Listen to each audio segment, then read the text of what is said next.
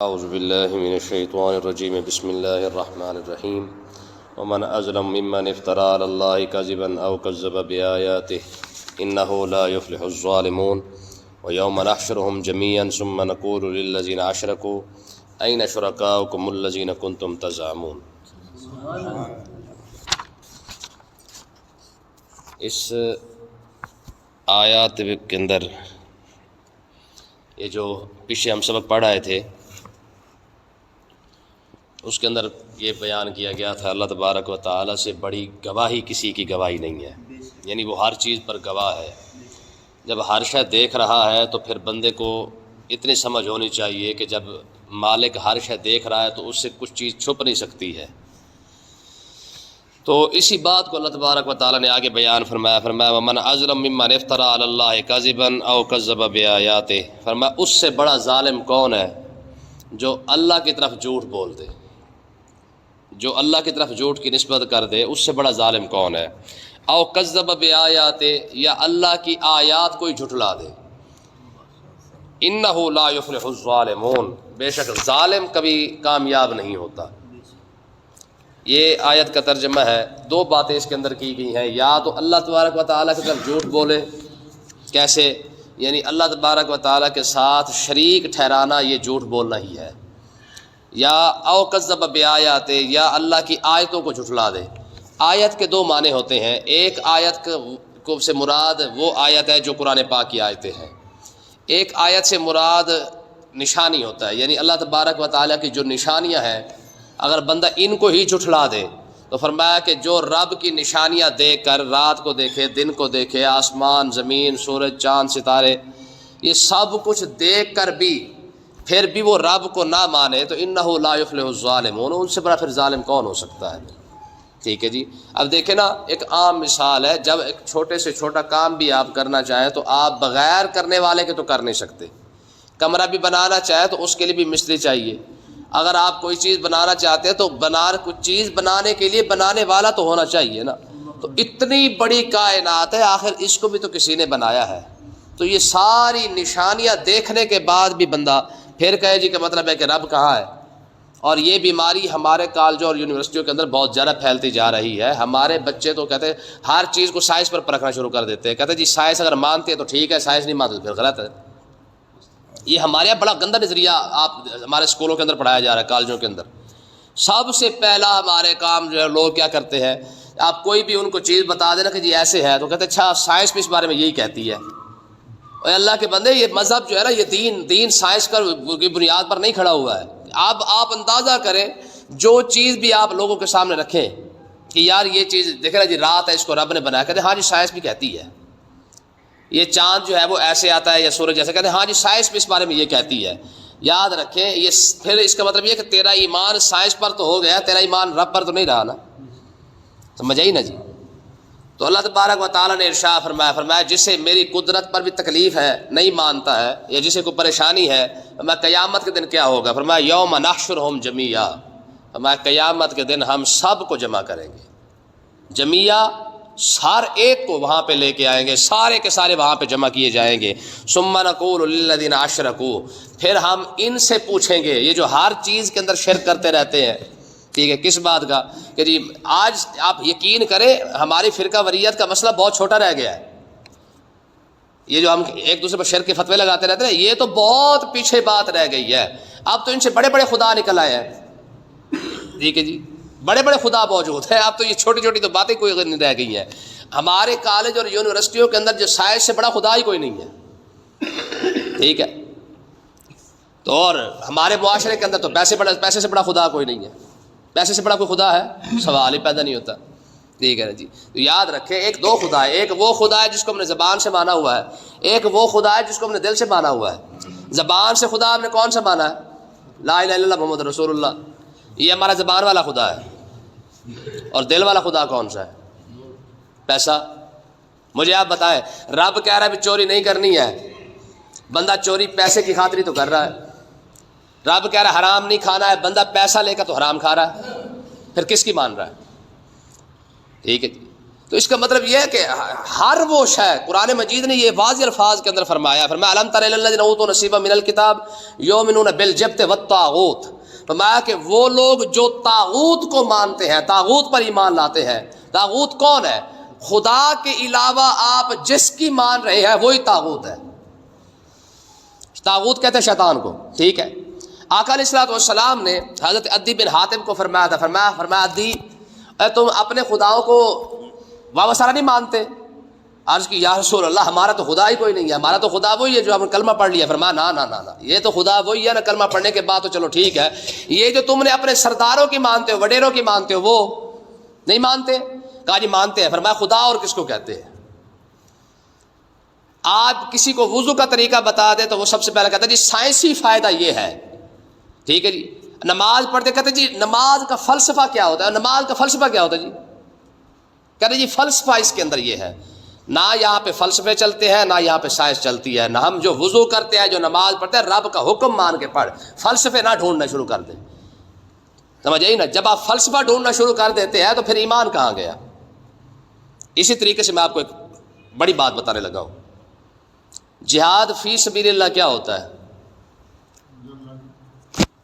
اللہ کی راہ میں ہے جی. کلمۃ اللہ ہی العلیٰ. اگر جو شخص جہاد کر رہا ہے اس کے سامنے صرف ایک نظریہ ہونا چاہیے کہ میرے جہاد کرنے کا جو مقصد ہے وہ صرف اور صرف کیا ہے؟ کلمۃ اللہ ہی العلیٰ، کہ میں اپنے رب کے نام کو بلند کروں.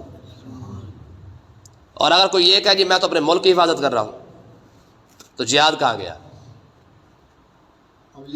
یاد رکھیں آقا علیہ الصلوۃ والسلام ایک جنگ کے اندر تشریف لے گئے. جب جنگ کے اندر تشریف لے کے گئے تو وہاں سارے مہاجرین انصار صحابہ بھی ساتھ ہی چلے گئے. جب انصار صحابہ کرام بھی ساتھ گئے، سارے ساتھ گئے، پیچھے ایک شخص مدینہ طیبہ کے اندر رہ گیا. جب واپس آیا تو کچھ عورتوں نے اس کو جو لعنت ملامت کی، کہا ہے تو پیچھے رہ گیا، تو کون سا مرد ہے، تو مطلب کہ جہاد کے اندر بھی نہیں جا سکا. اس نے جا پہلا گھوڑا کھینچا اور چل پڑا اور آیا. اور آنے کے بعد جو اس نے بڑی جگہ ٹکا کے اس نے جنگ کی. جنگ کرنے کے بعد جب اس کو بہت سارے زخم لگے اور وہ جب بالکل مرنے کے قریب آیا نا تو صحابہ کرام نے اسے مبارکباد دی. کہا میاں تیری بڑی ہمت ہے، تو جنت کی طرف سیدھا جائے گا، تو نے بڑا جہاد کیا. اس نے کہا بھی سیدھی بات ہے، میں جہاد کے لیے نہیں آیا. کہا تو پھر ہمارے ساتھ مل کے لڑ کیوں رہا تھا؟ کہا میں تو صرف اس وجہ سے آیا ہوں کہ میری قوم جنگ لڑ رہی تھی. میں نے کہا میری قوم کا مسئلہ ہے، میری قوم ہار ہی نہ جائے، میں تو اپنی قوم کو بچانے آیا تھا. ٹھیک ہے جی، میں اپنی قوم کی خاطر آیا ہوں، میں جہاد فی سبیل اللہ کرنے نہیں آیا ہوں. تو بھائی سیدھی بات ہے، مجاہد کون سا ہے؟ فرمایا جو جہاد کرنے کا مقصد ہی صرف اور صرف اتنا ہو کہ وہ کلمۃ اللہ ہی العلیٰ، وہ رب کے نام کو بلند کرنے کی خاطر، سمجھے نا، اس کو مجاہد فی سبیل اللہ کہتے ہیں. بہرحال اللہ تبارک و تعالیٰ نے ارشاد فرمایا قیامت کے دن ہم سب کو اکٹھا کریں گے اور ثم نقول للذین اشرکوا، پھر ہم ان کو کہیں گے جو شرک کرنے والے ہیں، این شرکاکم الذین کنتم تزعمون، وہ جن کا تم دعویٰ کرتے تھے ان شریکوں کو تو ذرا بلاؤ. ذرا آج سائنس بھی لے آؤ، ذرا سائنس کو بھی دیکھ لیتے ہیں کہ کون سی بڑی 30 مار خواہ ہے. ٹھیک ہے جی. اور آج جس کو تم چودھری وڈیرے بنا کے بیٹھے تھے ذرا ان خداؤں کو بھی ساتھ لے آؤ. ٹھیک ہے جی. فرمایا شرکاکم الذین، فرمایا کہاں گئے وہ تمہارے شریک جن کا تم دعویٰ کیا کرتے تھے یا ہمیں یہ بچا لے گا. آج لاؤ نا اپنے وڈیروں کو، اپنے چودھریوں کو، آج کوئی رب کی بارگاہ میں بچا کے دکھا دے. ثم لم تکن فتنتہم، اب ذرا دیکھیں فرمایا کہ پھر جب ان سے کوئی بات نہیں بن پائے گی نا، اب ظاہر کون سا بہانہ بنا رب کے سامنے؟ الا ان قالوا واللہ ربنا ما كنا مشرکین. وہ کہیں گے کیا؟ کہنا اے پروردگار تیری عزت کی قسم ہم نے تو کبھی کسی کو شریک ٹھہرایا ہی نہیں ہے. ساری زندگی کی رب کو چھوڑ کے کسی اور کے در پہ پھرتا رہا. ٹھیک ہے. اور قیامت کے دن جب دیکھے گا کوئی ساتھ تو دینے والا کوئی نہیں ہوگا، اس وقت جو ہے وہ کیا کرے گا کہ پروردگار تیری عزت کی قسم ہے ہم نے تیرے ساتھ شرک نہیں ٹھہرایا ہے. میں میرے ساتھ شرک بھی نہیں ٹھہرایا تھا، چودھری کے در پہ بھی پھرتا رہتا تھا. اب بتائے ہم نے تو سارے دن کی شرک سنا ہی اسی بات پہ کہ بتوں والا اور سارا یہ سنا ہے. خدا کی قسم آج کے دور کے اندر سب سے بڑا شرک یہ ہماری چدراہٹ M N A M P A کے در پہ جانا ہے. نہیں جاتے؟ یہ بھی تو ساتھ ہی شرک ہے نا بھائی. آپ دیکھیں نا جی، ہمارے مولویوں کو فتوے تو یاد آ گئے کہ داتا صاحب سے مانگنا شرک. ٹھیک ہے جی. بابا فرید سے مانگنا بھی شرک. ایم این اے اور ایم پی اے سے مانگنا کیا ہے؟ ٹھیک ہے جی. یہ بھی شرک ہے جس کی خاطر رب کے سارے نظام کو چھوڑ کر تو ایک بندے کی خاطر لگا پھرتا ہے، ان کی خوشامد کرتے پھرتا ہے، یہ کیا ہے؟ یہ بھی تو شرک ہو گیا پھر۔ تو بہرحال اللہ تبارک و تعالیٰ نے ارشاد فرمایا کہ جب یا اپنا مشرکین کو کوئی جواب نہیں آئے گا نا تو انظر کیف کذبوا علی انفسہم، اللہ تعالیٰ نے فرمایا محبوب ذرا دیکھیں یہ اپنے آپ پر جھوٹ کیسے بول رہے ہیں، ساری زندگی شرک کرتے رہے ہیں اور اب جھوٹ بول رہے ہیں۔ وَضَلَّ عَنْهُمْ مَا كَانُوا يَفْتَرُونَ، فرمایا کہ جتنی باتیں بنایا کرتے تھے آج تو ان کی ساری باتیں ختم ہو چکی ہیں، آج رب کے سامنے کون سا بہانہ بنائیں گے؟ ٹھیک ہے، آگے ایک بہت خوبصورت واقعہ ہے جس کی طرف قرآن نے اشارہ کیا ہے۔ واقعہ یہ ہے کہ جب آقا علیہ الصلوۃ والسلام اپنے گھر کے اندر قرآن پڑھا کرتے تھے نا تو حضور کی آواز، ظاہر ہے پھر امام الانبیاء پڑھے اور پھر ہو بھی رب کا کلام تو تاثیر کتنی ہوگی۔ کفار مکہ کھڑے ہو کر آقا علیہ الصلوۃ والسلام کا قرآن سنا کرتے تھے اور حرم میں بیٹھ کے باتیں کرتے تھے، کہتے یار باقی ساری باتیں چھوڑو، مانتے تو ہم ہیں نہیں، لیکن حقیقت یہ ہے کہ اگر جو کلام وہ پڑھتا ہے نا، پڑھنے کے بعد سن کے حیران رہ جاتا ہے۔ اچھا ہوا کیا، یہ ابو جہل اینڈ کمپنی، ٹھیک ہے جی، یہ ساری ان کو کہتے نہیں آج کے بعد تم نے ان کا قرآن نہیں سننا، آج کے بعد تم نے یہ نہیں کرنا وہ نہیں کرنا۔ ایک رات نا ابو جہل کے دل میں خیال آیا، کہتے یار سن کے تو دیکھوں کہتا کیا ہے، ٹھیک ہے جی۔ اب سارے سو رہے ہیں، ابو جہل حضور کے دروازے کے پیچھے چھپ کے حضور کا قرآن سن رہا تھا، ٹھیک ہے جی۔ اچھا اسی رات نضر بن حارث، یہ بڈھا خبیث تھا، ٹھیک ہے، اور حضور کے بڑے دشمنوں میں سے تھا، اسی رات اس نے بھی کہا یار میں بھی جا کے سن تو آؤں کہ دیکھے تو صحیح ہے کیا کہ حرم کے اندر سارا دن جو ہے وہ حضور کے قرآن کی باتیں ہوتی ہیں، یار وہ کلام پڑھتا ہے کمال کر دیتا ہے، میں بھی ذرا جا کے سن آتا ہوں۔ اچھا یہ بھی چلا گیا، ادھر سے ولید بن مغیرہ، ٹھیک ہے، وہ بھی حضور علیہ السلام اسی رات یہ بھی چلا گیا۔ اب یہ تینوں جو ہے وہ نکر کے ساتھ لگ کر حضور کا قرآن سن رہے ہیں، جب تک حضور پڑھتے رہے یہ بھی سنتے رہے۔ اتفاق یہ ہوا کہ جب حضور نے قرآن مکمل کر کے حضور نے ختم کیا، یہ جب واپس آنے لگے تو ایک کونے کے اندر یا ایک وہ کیا کہتے ہیں چوک کے اندر یہ تینوں اکٹھے ہو گئے۔ ابو جہل نے دیکھا نضر بن حارث کو، یہ بڈھا تھا، اس نے کہا تایا تو کہاں سے آیا، ٹھیک ہے، یہ آدھی رات کو تو کہاں پھیرا لگا رہا ہے؟ اس نے کہا نہیں میں تو ادھر سے، اس نے کہا مجھے نہ لکھا کر ابو جہل میں تھوڑی بناؤں میں، ٹھیک ہے جی۔ انہوں نے کہا مجھے لگتا ہے تو قرآن سن کے آ رہا ہوگا، میں قرآن سن کے آ رہا ہوں، تو بھی قرآن ہی سن کے آ رہا ہے، ٹھیک۔ یہ تینوں بندے نضر بن حارث، ولید بن مغیرہ اور ابو جہل، یہ تینوں حضور کا قرآن سنتے رہے۔ رات کو انہوں نے کہا ہے شرم کی بات ہے، ڈوب مرنے کا مقام ہے، ساری دہاڑی زور لگاتے ہیں بھی ان کے قریب نہیں جانا، اور رات ہم جو ہے چھپ چھپ کر جو ہے وہ خود قرآن سنتے ہیں، اگر ہماری قوم نے دیکھ لیا ہمیں پولے بڑے پھیرے گی، تو اس لیے آج کے بعد جو ہے ہم نہیں آئیں گے۔ اگلی رات ہوئی پھر دوبارہ تینوں اکٹھے ہو گئے، ٹھیک ہے، تینوں ہی اگلی رات اپنے اپنے نکر مال کے جناب کھڑے ہوئے دونوں تینوں، پھر حضور قرآن پڑھتے رہے، پھر سنتے رہے، تینوں سنتے رہے۔ واپس جب آنے لگے پھر تینوں اکٹھے ہو گئے۔ انہوں نے کہا کل رات تو تم نے بھی کہا تھا میں نے نہیں آنا ہے، اس نے کہا تم نے کہا تھا میں نے نہیں آنا ہے، اس نے کہا یار بات یہ ہے ہمارا پروگرام تو پکا لطر کھانے کا ہے، ٹھیک ہے جی، یہ سویر کسی نے ہمیں پکڑ لیا کہ ساری دہاڑی تم ہمیں روکتے ہو اور رات کو جا کے تم خود جا کے قرآن سنتے ہو۔ تیسری رات یہ تینوں اکٹھے ہو گئے، پھر دوبارہ یہ 3 راتیں مسلسل یہ لوگ قرآن سنتے رہے، حضور علیہ الصلوۃ والسلام قرآن پڑھتے رہے، ٹھیک ہے نا جی۔ پھر تیسری رات انہوں نے قسمیں کھائی، انہوں نے کہا جی ہمیں سنا فلانے وڈکے کی قسم ہے، اس نے کہا جی مجھے فلانے وڈکے کی قسم ہے، اور لات عزا کی، ٹھیک ہے نا۔ انہوں نے اپنے اپنے بتوں کی قسمیں کھائی اور بت قسمیں کھا کے واپس چلے گئے کہ آج کے بعد ہم قرآن سننے نہیں آئیں گے، کیونکہ حضور نے پڑھے 3 راتیں تھا اس، ٹھیک ہے نا جی، حضور نے 3 راتیں پڑھا تو 3 راتیں یہ سنتے ہی رہے، پھر اس کے بعد یہ قسمیں کھا کے واپس چلے گئے، اگر ہمیں کسی نے دیکھ لیا تو پھر ہماری خیر نہیں ہوگی۔ تو اس واقعے کی طرف ادھر اشارہ کیا گیا، فرمایا وَمِنْهُم مَن يَسْتَمِعُ إِلَيْكَ، میں محبوب ان میں سے کچھ وہ بھی ہے جو آپ پر نازل ہوا ہے نا قرآن، اس کو سنتے رہتے ہیں، ٹھیک ہے، ہاں، ان میں کوئی وہ بھی ہے جو کان لگا کے کیا کرتے ہیں، کان لگا کے آپ کا قرآن سنتے ہیں، اور لیکن حالت کیا ہے ان کی، اب دیکھیں ذرا، اللہ تعالیٰ نے وہ بھی بیان فرما دی، فرمایا وَجَعَلْنَا عَلَىٰ قُلُوبِهِمْ أَكِنَّةً، فرمایا محبوب قرآن بے شک یہ آپ کا سنتے رہتے ہیں، لیکن ان کے دلوں کا حال یہ ہے کہ ہم نے ان کے دلوں پر غلاف چاڑ دیا ہے، پٹی چاڑ دی ہے، ان یفقہوہ، یہ قرآن سنیں گے بھی صحیح، سمجھیں گے بھی صحیح، پر آپ پر ایمان نہیں لائیں گے۔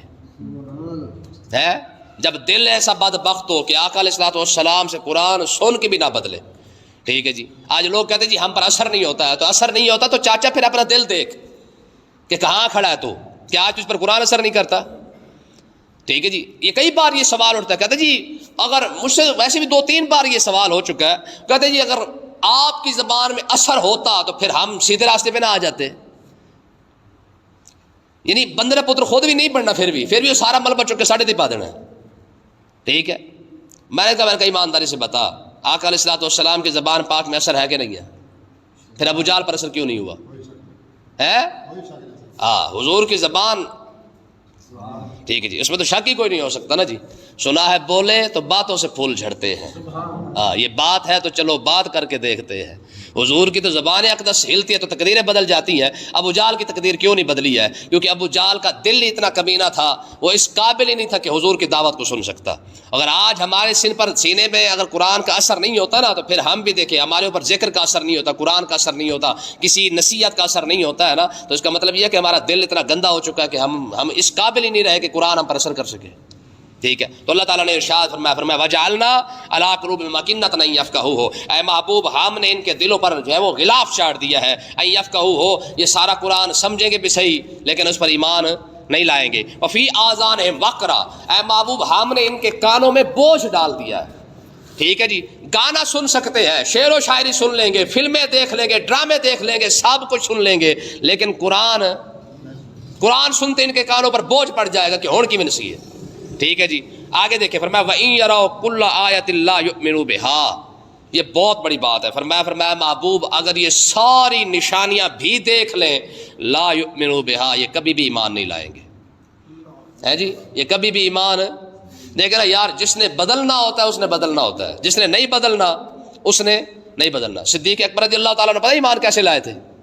صرف باہر سے واپس آئے اور راستے میں ایک راہب ملے تھے. بہت لمبا چوڑا واقعہ ہے، مختصر یہ کہ ایک راہب نے کہا تھا، صدیق اکبر کو کہا کہ آخری نبی آنے والا ہے، وہ نبوت کا اعلان کرے گا اور آپ جو ہے وہ ان کا ساتھی بنیں گے. ٹھیک ہے جی، اچھا جیسے ہی یہ سفر سے واپس آیا تو آقا علیہ الصلوۃ والسلام اعلان نبوت کر چکے تھے، کیونکہ حضور کے ساتھ یاری تو شروع سے تھی. تو جب یہ جیسے واپس گھر آئے، گھر آنے کے بعد پتہ چلا، انہوں نے کہا تمہیں پتہ ہے تمہارے یار نے کیا کیا ہے؟ کیا کیا ہے؟ کہا تمہارے دوست کہتا ہے کہ میں اللہ کا نبی ہوں. تو کھٹکا تو پہلے لگ گیا کہ یار ابھی تو راہب نے مجھ سے راستے میں یہ بات کی تھی نا مجھ سے. ٹھیک ہے جی، واپس آئے اور کہا اس وقت ہے کہاں؟ کہا وہ پہاڑ پر ہے. حضور علیہ الصلوۃ والسلام کے پیچھے چلے گئے اور جا کے عرض کی کہ حضور میں نے سنا کہ آپ نے یہ بات کی ہے، آپ اللہ کے نبی ہیں. تو حضور نے فرمایا ہاں میں اللہ کا نبی ہوں. تو حضرت صدیق اکبر نے عرض کی کہ حضور کوئی دلیل؟ فرمایا دلیل وہ خواب ہے جو تو راستے کے اندر سن کے آ رہا ہے. وہ جو تو راستے کے اندر راہب نے تجھے اپنا جو بتایا نا، جو کچھ تجھے بتایا ہے خواب نہیں، وہ جو راہب نے تجھے سارا کچھ بتا دیا، دلیل وہی ہے. وہیں پہ کھڑے ہو کے کلمہ پڑھ لیا، بتائے کیا کریں گے.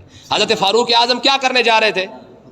ہے جی، تلوار لے کے آج میں نے یہ کر دینا اور وہ کر دینا. قرآن کی 2 آیتیں سنی وہیں پہ ڈھیر ہو گئے. فاروق اعظم قرآن کی 2 آیتیں سنے، اب وہ بھی حضور کے زبان سے نہیں، اپنی بہن کی زبان سے سنی ہے، اپنے بہنوئی کی زبان سے سنی ہے. قرآن صرف اور صرف فاروق اعظم نے اپنی بہن اور اپنی بہنوئی کی زبان سے سنا ہے، حضور کی زبان سے نہیں سنا.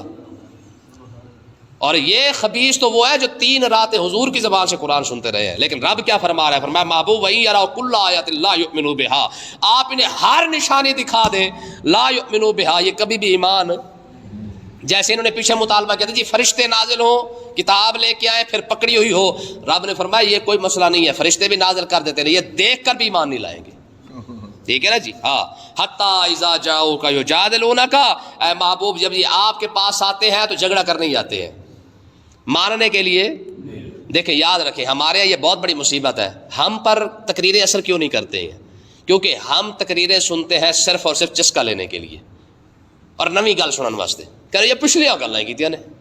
ٹھیک ہے جی، حالانکہ تقریر سننے کا تو مقصد یہ ہوتا ہے کہ یار چلو کم سے کم ہمیں کوئی ایسی بات مل جائے جس پر ہم عمل کر سکیں، مقصد تو یہ ہوتا ہے. لیکن وہاں یہی صورتحال سیم یہی بات ہے. فرمایا محبوب یہ آپ سے اس لیے نہیں آپ سے سوال کرتے کہ یار انہیں کوئی ہدایت والی کوئی بات مل جائے، نہ، حتی اذا جاؤک یجادلونک، ان کا مقصد صرف اور صرف اتنا ہوتا ہے، کوئی لڑائی جھگڑے کرنے کے لیے آتا ہے، کوئی چسکے لینے کے لیے آتا ہے، کوئی اس لیے آتا ہے، بس اس کے علاوہ کچھ نہیں ہے. یقول الذین کفروا ان ھذا الا اساطیر الاولین، کافر صرف اور صرف جب بھی قرآن سنتے یہی کہتے ہیں الا اساطیر الاولین، یہ تو پہلے والوں کے قصے ہیں. ہم نہیں کہتے کہ یار پہلے والے گلاں ہی ہے نا، کوئی نمی گل تو ہے ہی کوئی نہیں. ٹھیک ہے جی. تو اب بتائیں، یعنی یہ اندازہ کریں کہ نضر بن حارث کہتا تھا کہ یار یہ وہی قصے جو میں تمہیں سناتا رہتا ہوں، یہ کوئی نیا قصہ نہیں ہے، نہیں کوئی بات نہیں ہے اس کے اندر. ٹھیک ہے. تو ہمیں یہ بہت بڑا مسئلہ ہے کہ ہم تقریر بھی سننے جاتے ہیں تو ہم نئی بات ڈھونڈنے کے لیے جاتے ہیں، نہ کہ عمل کرنے کے لیے جاتے ہیں. ٹھیک ہے نا جی. حالانکہ دین تو وہی ہے نا، اسی کو ہی بیان کرنا ہے. بار بار بیان کرنے کا مقصد یہی ہوتا ہے کہ چلو یار کبھی نہ کبھی تو دل کے اندر بیٹھ جائے گی. لیکن آگے بندہ نیت یہ لے کے بیٹھا ہو، لے پچھلے جمعے بھی یہی گل سنی سی، ہون بھی وہی گل کر دیتی ہے، فائدہ. اللہ کے بندے تو نئی باتیں نہ سن، تو جو پرانی بات ہے نا اسی کو سن لے. حضرت شیخ اکبر محی الدین ابن عربی رحمۃ اللہ علیہ آپ فرمایا کرتے تھے، آپ فرماتے تھے کہ میں نے ایک کتاب کو 200 مرتبہ پڑھا ہے. کتنی مرتبہ؟ شیخ اکبر محی الدین ابن عربی فرماتے میں نے ایک کتاب کو 200 بار پڑھا ہے. عرض کی حضور ہم تو ایک بار پڑھ لیں تو ہم کہتے ہیں اے پڑھی ہوئی ہے، انہوں رکھ دو پرا، اے میری پڑھی ہوئی ہے. تو آپ نے ایک ہی کتاب 200 بار پڑھ دی ہے. تو شیخ اکبر فرمان لگے میں نے ہر بار جب بھی کتاب پڑھی ہے مجھے اسی کتاب سے نیا مسئلہ ملا ہے. سمجھے نا. اللہ تعالیٰ سمجھنے کی توفیق عطا فرمائے.